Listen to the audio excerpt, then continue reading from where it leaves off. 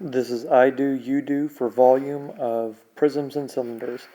So to review the formula for volume of prisms and cylinders, it's area of the base times the height. Well, remember, this capital B stands for area, and you have to know the shape of the base of the shape. So if you name this thing, if you classify it, it is a triangular prism, which tells you the triangle is the base.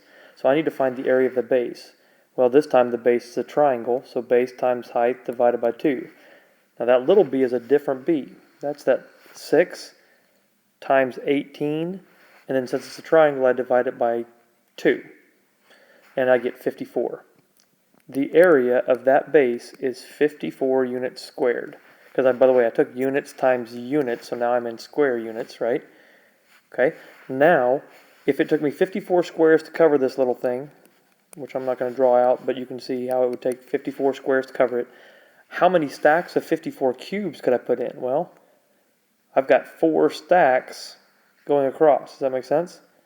So now I would take that 54 times the height, and the height is not, a lot of people want to say 18 is the height. 18 is the height of the base, but it's not the height of the shape. The height of the shape is the distance between its bases, between this triangle in the front and this triangle that you can't see that's on the back, right? There's a congruent parallel triangle on the back, and they're 4 apart. So I need to be taking 54, the area of the base, times the height of 4 to get 216. And by the way, I took it times 4 units, so now I've taken units times units times units, which is units cubed. It would take 216 cubic units to fill that thing. Prisms have the same characteristics as cylinders. Here we have a cylinder. It has congruent parallel bases. It's just that this time the base is not a triangle or a rectangle or a polygon of any sorts. It's a circle. So I still use the same formula. Volume equals area of the base times the height, except that this time the area is a circle. So I reminded you of the formula for area of the circle. So I want to find the area of that base.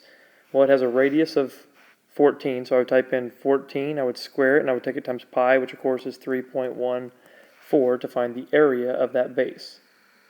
When I type that all in, I get 615.44 units squared, because again I took units times units when I took that radius and squared it.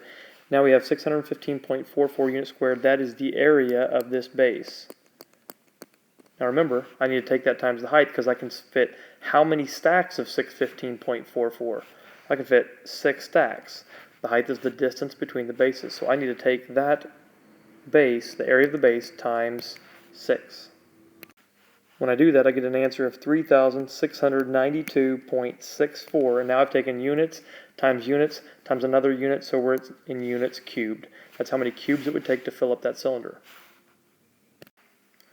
I'm going to do this one 2 different ways. I'm going to slice it and cut it into 2 rectangular prisms. If I cut it there, I would have a rectangular prism. By the way, still a prism, so volume equals big B times H, and this time the big B is a rectangle.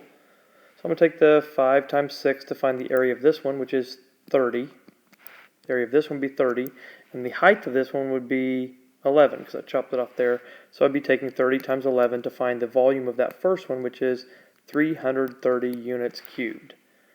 Then I go to this other one. I'm going to make sure that this is 6, this is 6.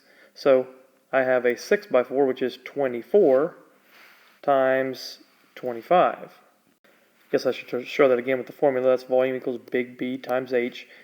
The B was a rectangle. I found it to be 24. The height of that prism is 25. So I'm taking 24 times 25 and getting 600 units cubed. And then I'm adding my 330 and my 600 together to get 930 units cubed.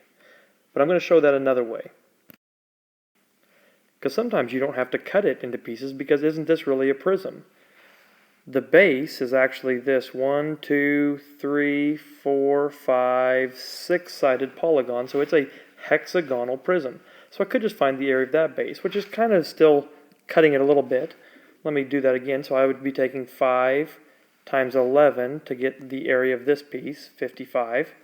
And I'd be taking 4 times 25 to get me the area of this piece, and then adding them together to get 155. So the area of this entire base is 155. Then How far is that L-shaped hexagon away from the other congruent parallel base? It's 6 away. So all I have to do is take that times 6. Because I could stack 155 squares on this area. Then I have 6 stacks of those cubes to get me my answer, which we should already know, right? Of 930 units cubed. 930 units cubed. Two different ways to solve that one.